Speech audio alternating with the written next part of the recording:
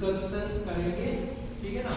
तो अपनी new disease है रेटिनल डिटैचमेंट। रेटिनल डिटैचमेंट क्या होता है, कैसे होता है, इसके कोज क्या है, क्या अपन का इसका मैनेजमेंट करना है, तो आज उसके बारे में अपन डिस्कशन करेंगे। तो बात करते हैं रेटिनल डिटैचमेंट के बारे में। तो retina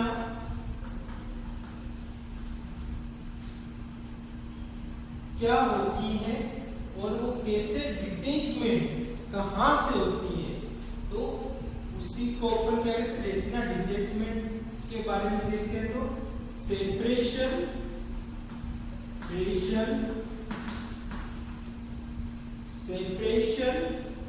of the retina, separation of the retina from separation of the retina from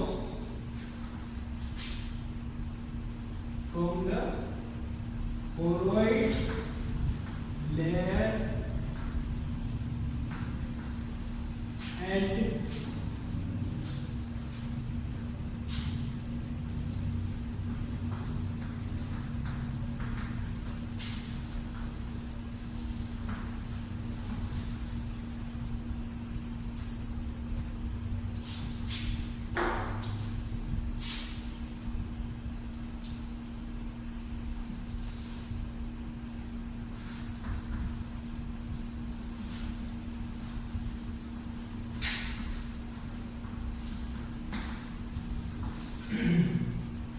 तो अपने पास एक सिंपल सी जो रेटिना डिटैचमेंट होता है वो होता क्या है, तो उसके बारे में अपन ने पढ़ा, देखते हैं। तो जो सेपरेशन ऑफ द रेटिना, जो retina separation of the retina from the choroid layer and other layer of the retina is called a retinal detachment। ये तो अपने पास एक डेफिनेशन आ गई। अब इसे अपन आगे समझेंगे कैसे कैसे अपन को पता चलेगा ये होता क्या है, ठीक है ना, choroid layer से कैसे अलग होता है, ठीक है ना। तो उसके बारे में अपन बात करेंगे। अपन को मीनिंग जो पता होना चाहिए, अपन पढ़ेंगे क्या, तो अपन को इसकी डेफिनेशन पहले पता होनी चाहिए। क्या है इसकी डेफिनेशन, तो बात करें separation of the retina, retina का अलग हो जाना किससे, कोरोइड लेयर से या फिर अदर लेयर ऑफ रेटिना से, ठीक है ना। उसको अपन क्या कहेंगे, डिटैचमेंट। डिटैचमेंट का मतलब क्या होता है, अलग होना। क्या होता है, अलग होना किसका, रेटिना का। रेटिना का अलग होना किससे, उसके जो पीछे वाली लेयर होती है, कौन सी, कोरोइड लेयर। अब ये कोरोइड लेयर कहां होती है, तो उसके बारे में अपन बात करें तो सिंपल सा इसका मीनिंग आपको समझ में आना चाहिए। रेटिनल डिटैचमेंट मतलब रेटिना का अलग होना, किससे अलग होना, या सेपरेशन होना of the retina from the choroid layer से, कोरोइड लेयर से अलग होना, या फिर other layer of retina, retina भी बहुत लेयर से मिलके बना हुआ होता है, उससे अलग होना, उससे ही अपन क्या बोलेंगे, रेटिनल डिटैचमेंट। अब बात आपको सिर्फ समझना है क्या होता है, कैसे होता है, उसकी बात करेंगे।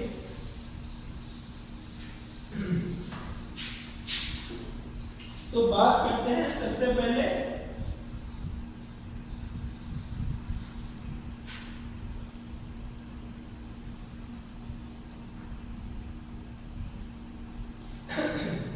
ये अपने पास एक आई है। तो सबसे पहले आपको पता है, मैंने आई का आपको एक बार बेसिक डिस्कशन आपको बताया था, बेसिक चीजें आपको बताई थी। तो आई के अंदर जो सबसे ऊपर वाली लेयर या आउटर लेयर होती है उसे अपन क्या बोलते हैं, स्क्लेरा। और स्क्लेरा का ये स्क्लेरा कितना पार्ट होता है आउटर लेयर का, तो 5/6 और 1/6 होती है अपने कॉर्निया। और इसके मध्य जो मिडल लेयर होती है, इसके बीच में कौन सी लेयर होगी, मिडल लेयर। ये जो मध्य वाली लेयर होती है, इस लेयर को अपन क्या बोलते हैं,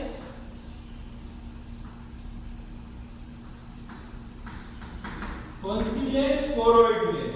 अब जो ये कोरोइड लेयर होती है आपने इधर डेफिनेशन में लिखा था retina separation of the retina from the choroid layer. तो ये जो कोरोइड लेयर होती है वो मिडिल लेयर होती है। और सबसे इनर लेयर की अपने बात की थी, ये जो इनर लेयर होती है इस लेयर को ही अपन क्या बोलते हैं, रेटिना। ठीक है ना। अब ये रेटिना का इस लेयर से अलग हो जाना, ठीक है ना, क्या कहलाएगा अपने रेटिनल डिटेचमेंट। अब ये जो आपको दिखाई देता है ये इसके बीच में गैप बिल्कुल भी नहीं होता, ये अपने आप में एकदम चिपकी हुई होती है बस। ठीक है ना। ये जो कोरोइड लेयर होती है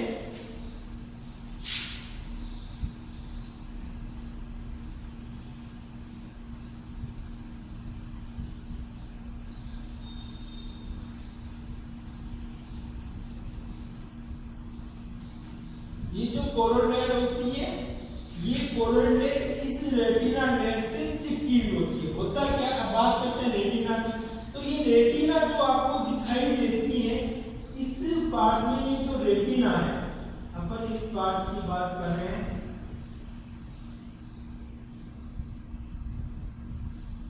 ये रेटिना है। ठीक है ना। ये रेटिना भी अलग अलग चीजों से मिलकर बनी होती है। कौन कौन सी चीजों से तो बात कर रहे हैं, ये रेटिना अपने पास इसके अंदर लेयर्स होती हैं। तो कौन कौन सी लेयर होती है, जो अपन ये आपको दिखाई दे रहा है इसका एक छोटा सा टुकड़ा अपन इधर ले लेते हैं। ठीक है ना। ये इसका एक छोटा सा टुकड़ा, ठीक है ना। अब ये जो रेटिना है, ठीक है, अब इसकी अपन बात करते हैं।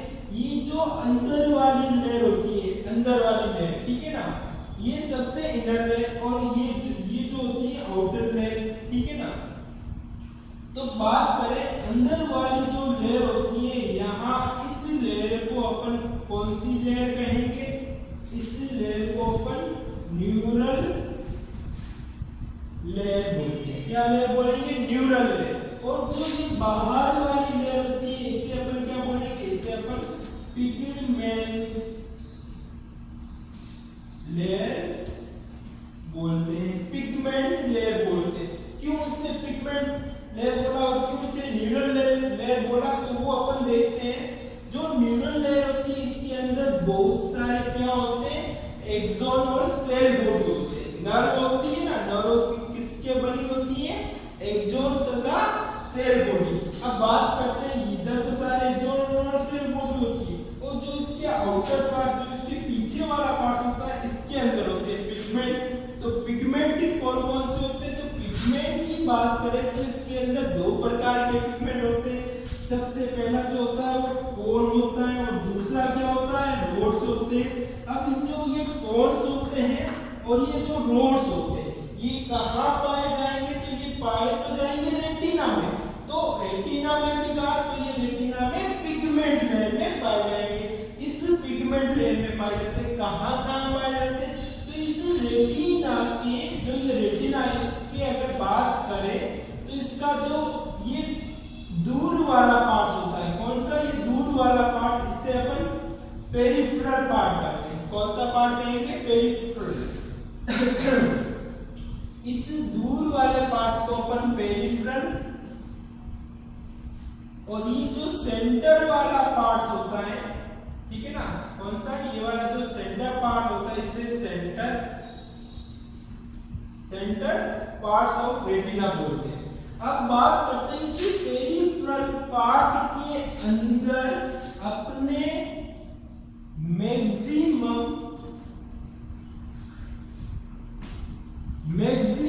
क्या पाए जाएंगे, मैक्सिमम बात करें तो इसके अंदर पाए जाएंगे अपने रोड्स और फ्यू कुछ मात्रा में इसमें क्या होंगे, कोन्स होंगे।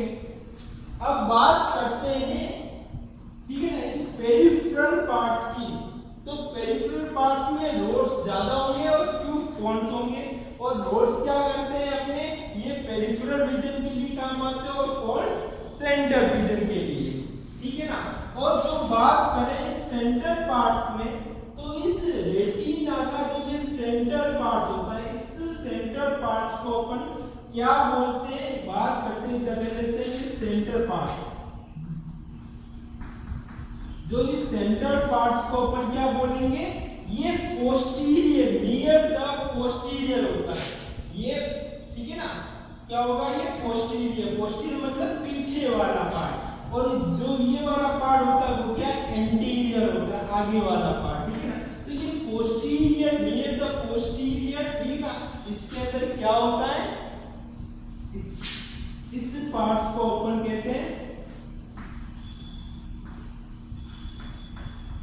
मैक्युलर लुटिया। मैक्युलर लुटिया को दूसरा नाम है येलो स्पॉट, येलो स्पॉट, ठीक है ना। इस पूरे पार्ट्स को अपन ने क्या बोला, मैक्युलर लुटिया या येलो स्पॉट, ठीक है ना। इस येलो स्पॉट के भी मध्य बीच में यहाँ पे ये वो इसका middle part of the macular lutea का भी होता है, जिससे अपन क्या कहते हैं,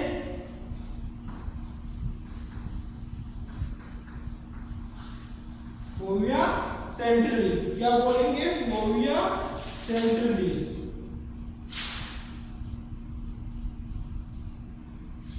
फोविया सेंट्रलिस येलो स्पॉट, मतलब येलो स्पॉट के मिडल पार्ट को अपन फोविया सेंट्रलिस कहते हैं। इस फोविया सेंट्रलिस के अंदर सबसे ज्यादा क्या होते हैं, कॉर्न्स होते हैं।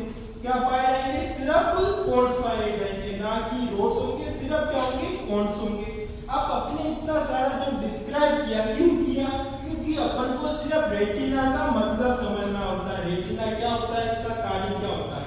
तो आपको जैसे ही पता है, जैसे ही लाइट वेव्स आएगी, लाइट वेव्स रेटिना पे पड़ेगी, रेटिना पे पड़ते ही वो क्या होगी, एक वेव से, मतलब जो फोटो सेंसिटिव ये लेयर होती है, रेटिना कौन सी लेयर होती है, फोटो सेंसिटिव लेयर।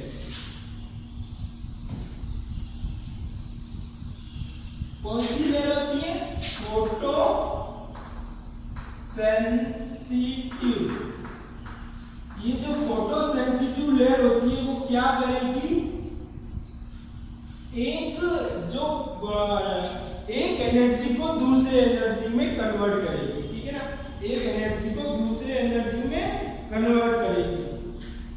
तो कौन सी एनर्जी किसमें कन्वर्ट होगी, तो जो लाइट वेव आती है उसको, जो लाइट वेव आती है उसको नर्व इंपल्स में कन्वर्ट करेगी। क्या करेगी, जो फोटो सेंसिटिव लेयर कौन सी, अपने रेटिना, रेटिना पे जो भी लाइट वेव, जो भी प्रकाश की किरणें आती हैं, वो प्रकाश की किरणें नर्व इंपल्स में कन्वर्ट हो जाती है। इसके द्वारा, रेटिना के द्वारा। क्यों होगी, क्योंकि उसके वो कौन सी लेयर होती है, फोटो सेंसिटिव। ये जो नर्व इंपल्स है ये ब्रेन में जाते हैं और वहां पे बाय द ऑप्टिक नर्व, वहां ऑप्टिक नर्व के द्वारा ब्रेन में जाएंगे, वहां उसका एनालिसिस होगा और अपने को इमेज का पता चलेगा। अब बात करते हैं अपन इसकी, ये तो बेसिक चीजें हो गई।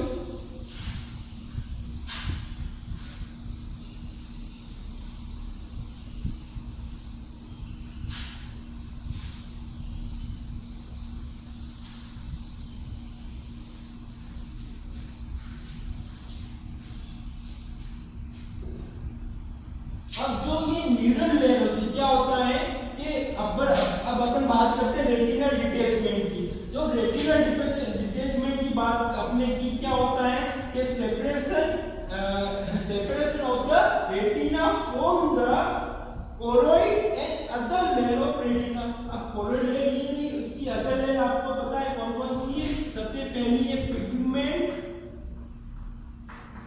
लेयर और सेकंड कौन सी है, कोरोइड।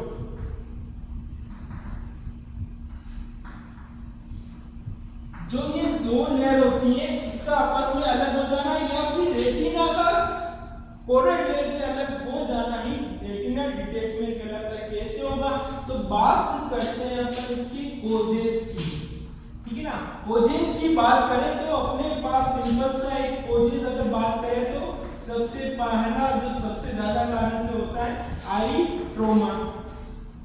अगर अपने आंख के अंदर किसी प्रकार की एक शार्प इंस्ट्रूमेंट या किसी अदर ब्लड इंस्ट्रूमेंट के द्वारा आंख के ऊपर लग जाता है बहुत ज्यादा, जिसके कारण यहाँ पे बहुत ज्यादा प्रेशर पड़ता है और ये प्रेशर इस रेटिना को क्या कर देता है, अलग कर देता है। तो इसके कारण हो जाएगा।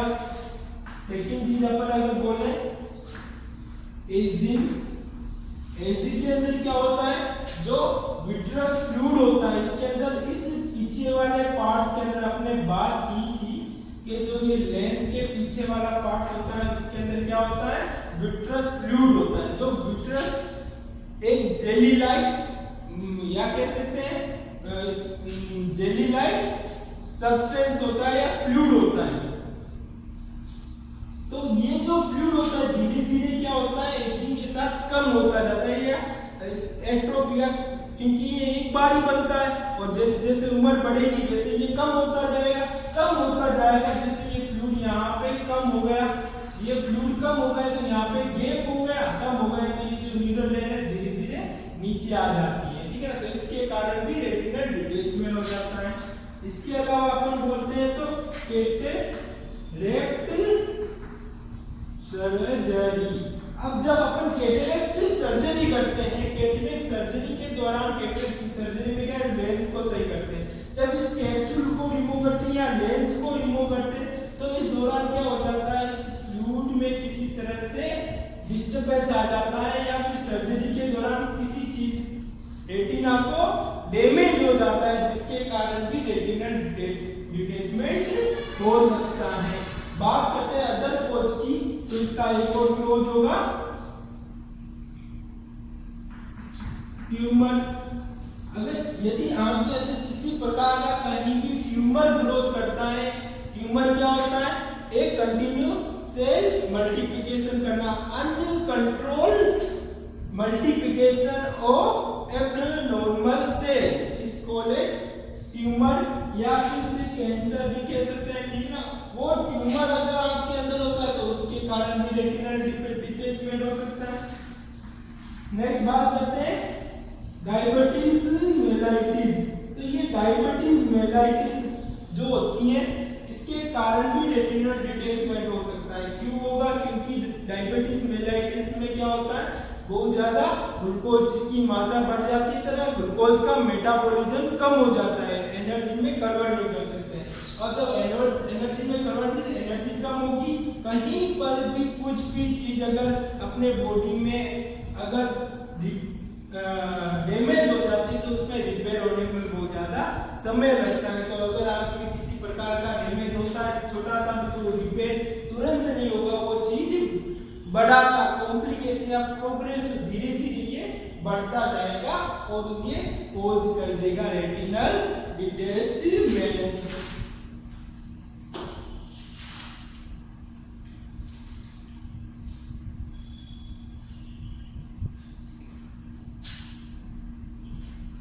इसके अलावा अगर अपन बोलते हैं रेटिनल सेल का डीजनरेट हो जाना, डीजनरेशन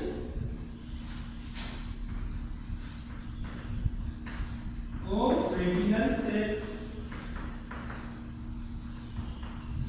इस रेटिनल सेल के डीजनरेट हो जाने मतलब किसी भी जो सेल होती है, सेल ही तो होती है जो नर्व सेल से पिगमेंट की बनी होती है रेटिना, जो ये अगर डीजनरेट मतलब यदि ये टूट जाती है यहाँ पे या जो ये नर्व, ये जो रेटिना होती है डीजनरेट हो जाती है या फिर टूट जाती है तो यहाँ पे छेद हो जाता है गड्ढा, जिसके कारण ये जो फ्लूइड होता है वो आउटर पार्ट में चला जाता है। अब तो इसके कारण भी क्या हो सकता है, क्या होगा, रेटिनल डिटैचमेंट।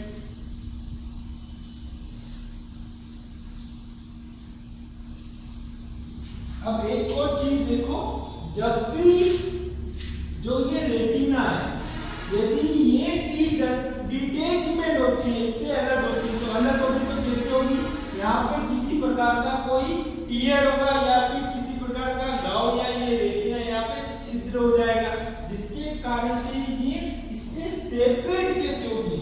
बात करते हैं ना सेपरेट होना, one of the first of this that it is only for localise, ये यहाँ पे लोकेलाइज एक जगह है, बट क्या होगा, ये जो विट्रस फ्लूइड है, जेली लाइक तो मतलब वाटर, ये तो वाटरी कंटेंट ना, ये तो इस छेद के द्वारा इसके अंदर चला जाएगा, जो वाटर का रूप ले लेगा, ठीक है ना, फ्लूइड का रूप ले लेगा, और ये फ्लूइड धीरे धीरे बढ़ेगा, तो ये जैसे जैसे टाइम बीतेगा वैसे वैसे ये क्या होगा, फैलता जाएगा, जैसे जैसे ये फ्लूइड फैलेगा तो ये जो रेटिना है वो भी इससे क्या हो जाएगी, अलग होने लग जाएगी, या क्या हो जाएगी, डिटेचमेंट या स्प्रेड होने जाएगी, बढ़ती जाएगी, जिसके कारण ये डिटेचमेंट बढ़ता जाएगा और अपन को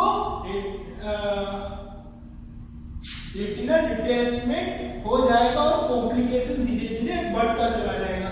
तो कहीं पर भी किसी भी कारण से, इनमें से कोई भी कारण से अगर यहाँ पे टीयर या छेद हो जाता है, ये इससे अलग हो जाता है, तो ये फ्लूइड इसके अंदर एक्यूमुलेशन होकर इसको स्प्रेड कर देता है या फिर इसको बढ़ा देता है, जिसके कारण से ये डिटैचमेंट हो जाता है। नेक्स्ट बात करते हैं इसकी क्लिनिकल मैनिफेस्टेशन के बारे में। तो सबसे पहले याद रखना, रेटिनल डिटैचमेंट हमेशा पेनलेस कंडीशन होती है।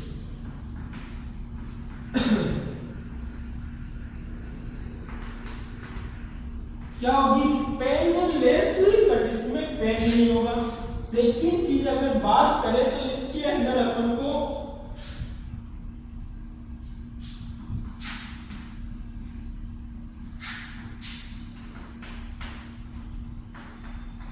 जो इसके सिम्टम्स होते हैं, क्लिनिकल मैनिफेस्टेशन या सिम्टम बहुत ही एक क्लासिफाइड होते हैं, क्योंकि ये जो सिम्टम होते हैं कुछ ही होते हैं, ऐसे नहीं नोजिया, वोमिटिंग वगैरह, ठीक है ना। तो ये इसके सिम्टम आपको अच्छी तरह से याद रखना। इसका second symptom flashes of light, क्या होगा,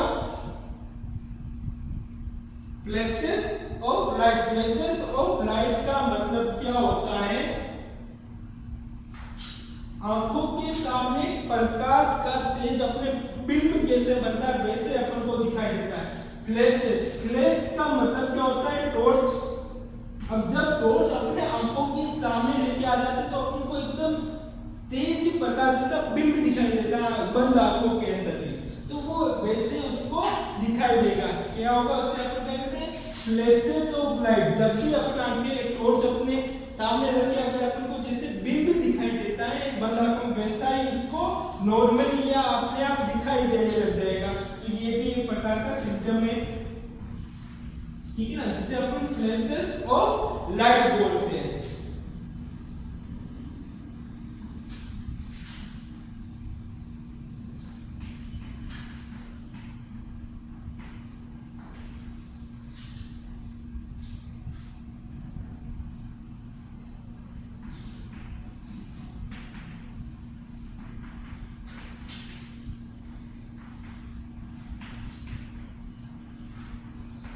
अपना सेकंड जो सिम्टम होता है वो sense of curtain falling in front of eye. Sense of curtain falling in front of eye क्या मतलब होगा, सेंस मतलब महसूस होना, जो अपन को सेंसरी ऑर्गन से होता है। सेंस ऑफ कर्टेन, कर्टेन का मतलब क्या होता है, पर्दे। तो पर्दे जो होते हैं वो क्या होगा, फॉलिंग मतलब गिरना, इन द फ्रंट ऑफ आई मतलब अपने आंखों के सामने जैसे पर्दे गिर जाते हैं वैसे अपन को महसूस होना, ये भी एक प्रकार का अपन को रेटिनल डिटैचमेंट के अंदर सिम्टम दिखाई देता है। अब ये जो दो सिम्टम्स जो मैंने आपको बताया वो किस कारण से होते हैं, जब रेटिनल डिटैचमेंट हो जाता है तो इम्प्रॉपर जो सेंसेशन होते हैं,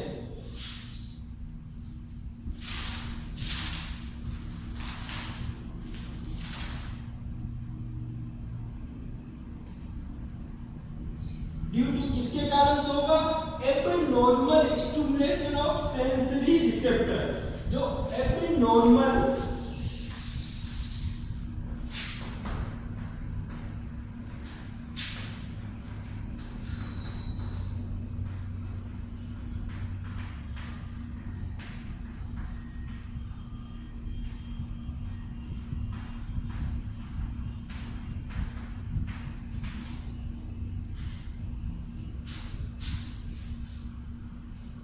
किस कारण से होगा? जो ये दोनों सिम्टम होते हैं, अगर ये रेटिना डिटैचमेंट हो गई है, तो अब डिटैचमेंट होगी तो रेटिना का कार्य भी क्या था? जो भी प्रकाश वेव आती है वो उसको एक वेव से दूसरे वेव में कन्वर्ट कर देता। कौन सी वेव को? लाइट वेव को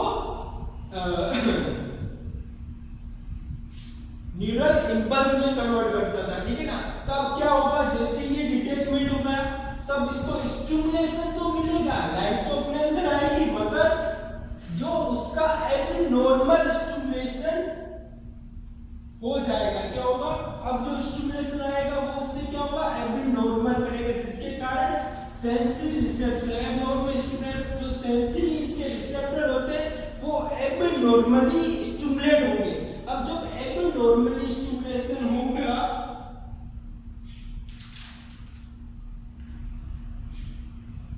जब एबनॉर्मल स्टिमुलेशन होगा तो धीरे धीरे क्या होगा? उसके अंदर अदर प्रकार के अपन को सिम्टम दिखाई देंगे। स्टिमुलेशन भी एबनॉर्मल हो रहा है तो उसके कारण से आज के अंदर अपन को ये इस तरह की कंडीशन आ जाती है। कौन सी condition? Flashes of light and senses of curtain falling in front of eye. Sense of curtain falling in front of eye, आंखों के सामने पर्दे गिरना जैसा महसूस होना, या फिर आंखों के सामने तेज प्रकाश जैसे बिंब दिखाई देना। ये कंडीशन अपन को किस कारण से होती है? एबनॉर्मल स्टिमुलेशन होता है कौन पे? सेंसरी रिसेप्टर, ठीक है ना।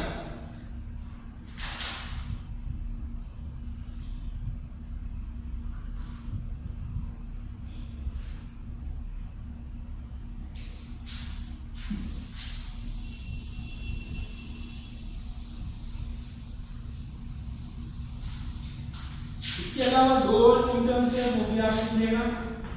फोटोफोबिया, प्रकाश से भी डर लगेगा, तथा एक कंडीशन है फ्लोट्रस।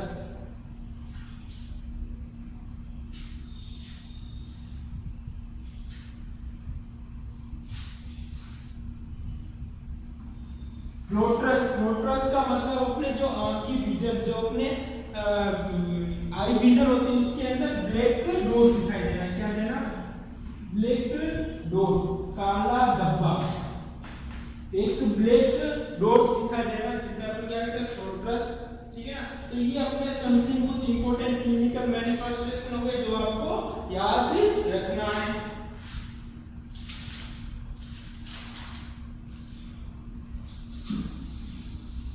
नेक्स्ट बात करते हैं डायग्नोस्टिक मेजर्स। डायग्नोस्टिक मेजर्स की बात करें तो वही हिस्ट्रिकलेशन है, फिजिकल एग्जामिनेशन एंड ये अपना मुख्य इसके अंदर डायग्नोस्टिक मेजर होगा। उसके अलावा ऑप्थेल्मोस्कोपी करवा सकते हैं,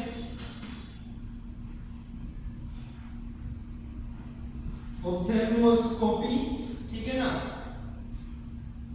ठीक है। और क्लिनिकल सिम्टम, जो क्लिनिकल सिम्टम है उसके आधार पे अपन उसको बता सकते हैं इसके अंदर रेटिनल डिटैचमेंट हो गया। अब बात करते हैं इसके मैनेजमेंट के बारे में। तो मैनेजमेंट इसका जो होता है,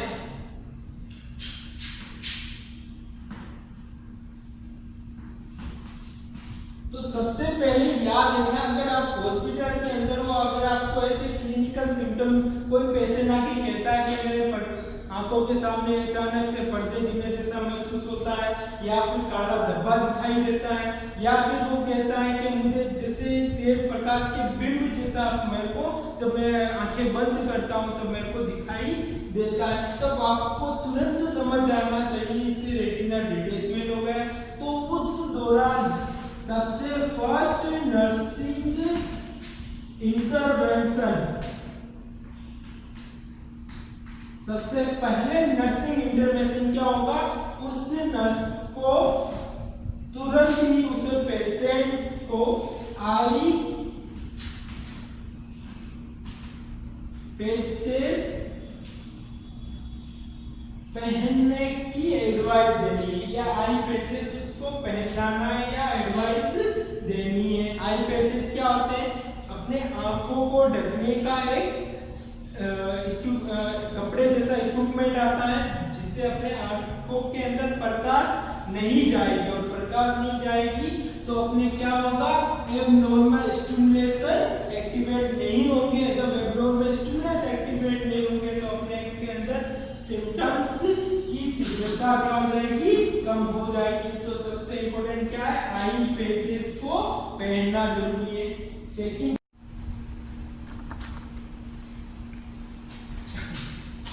तो अपन ने बात की थी क्या?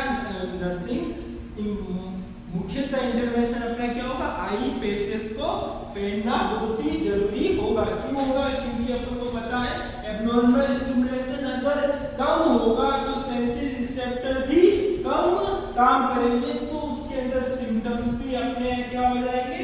कम आएंगे।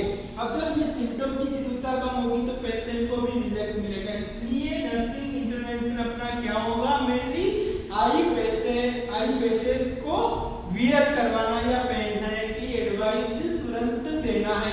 नेक्स्ट बात करते हैं इसका मेडिकल मैनेजमेंट। तो मेडिकल मैनेजमेंट इसका बिल्कुल भी नहीं होता है, सिर्फ सपोर्टिव केयर होती है। इसका एकमात्र जो सर्जरी होती है वो किसके द्वारा होती है? सर्जरी के द्वारा होती है। एकमात्र जो इसका ट्रीटमेंट वो सर्जरी के द्वारा होता है। तो इसकी पहली जो सर्जरी है वो अपने स्क्लेरल बकलिंग है। स्क्लेरल बकलिंग का मतलब क्या होता है? तो मैं आपको समझाता हूँ। देखो,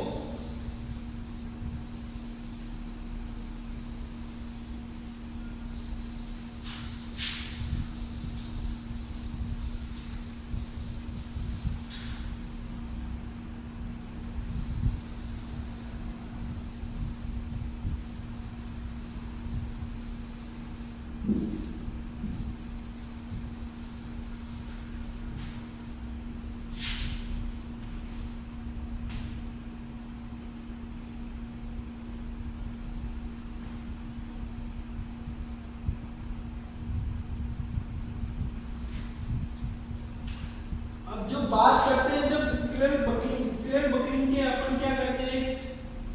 एक पेड़ आता है, एक अपन बकल आता है, जिससे अपन क्या करते हैं? स्क्लेरा के चारों तरफ अपन इसको इस प्रकार से इसको वियर या बांध देते हैं टाइटली।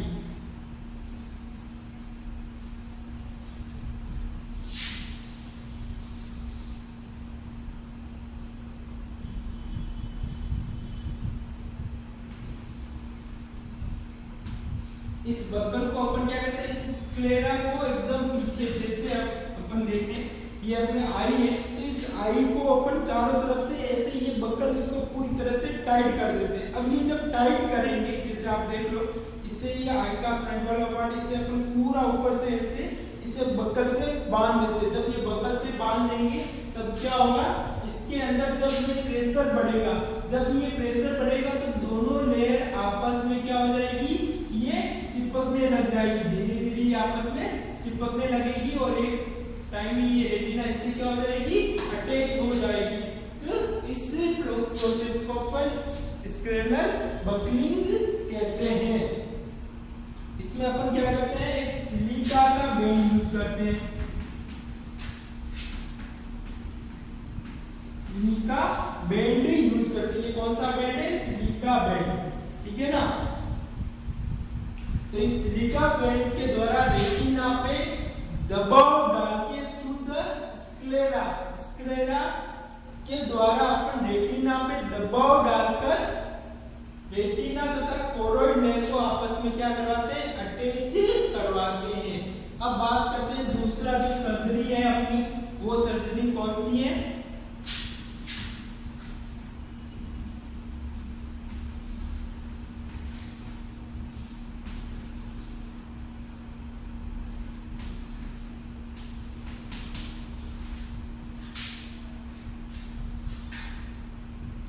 दूसरी सर्जरी है क्रायो सर्जरी या क्रायोप्रेक्सी। इस क्रायो सर्जरी या क्रायोप्रेक्सी के दौरान अपन क्या करते हैं? एक अपन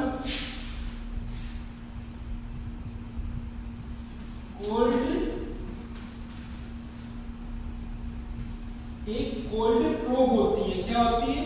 कोल्ड प्रोब होती है, एक छड़ी होती है जो ठंडी होती है, जिसे क्रायो सर्जरी का आपको पता ही, क्रायो का मतलब ही ठंडा होता है। क्रायो सर्जरी के दौरान अपन कोल्ड प्रोब लेते हैं, उस कोल्ड प्रोब के द्वारा अपन क्या करते हैं, इसको स्क्लेरा के माध्यम से इसे पूरा अंदर डाल दिए, ठीक है ना। इस अंदर डाल के इस जो ये प्रोब होती है इसके अंदर वाले पार्ट से जो ये रेटिनल टिश्यू जो डैमेज हो चुके हैं, इससे अपन क्या कर देते हैं, इसे डिस्ट्रॉय कर देते हैं। डिस्ट्रॉय करने से ये क्या होगा, जब ये डिस्ट्रॉय हो जाएगा तो अदर पार्ट जो होता है वो क्रायो सर्जरी को फिर बाहर निकाल देते हैं, तो जिसके कारण यहाँ पे स्वेलिंग बढ़ जाएगी। यहाँ पे स्वेलिंग बढ़ गई तो इस स्वेलिंग के कारण यहाँ पे क्या पड़ेगा, प्रेशर पड़ेगा। जब ये प्रेशर पड़ेगा तो ये रेटिना वापस अपने जगह रिप्लेसमेंट हो जाएगी। इसे ये अपन क्या बोलते हैं, क्रायो सर्जरी या क्रायोपेक्सी बोलते हैं। तो ये दो प्रकार का अपना ट्रीटमेंट हो गया, सर्जरी होगी, जिसको आपको ध्यान में रखना है। तो इसी के साथ अपना आज का टॉपिक रेटिनल डिटैचमेंट कंप्लीट हो गया। नेक्स्ट क्लास में नेक्स्ट डिसऑर्डर की बात अपन करेंगे। तो आज के लिए धन्यवाद।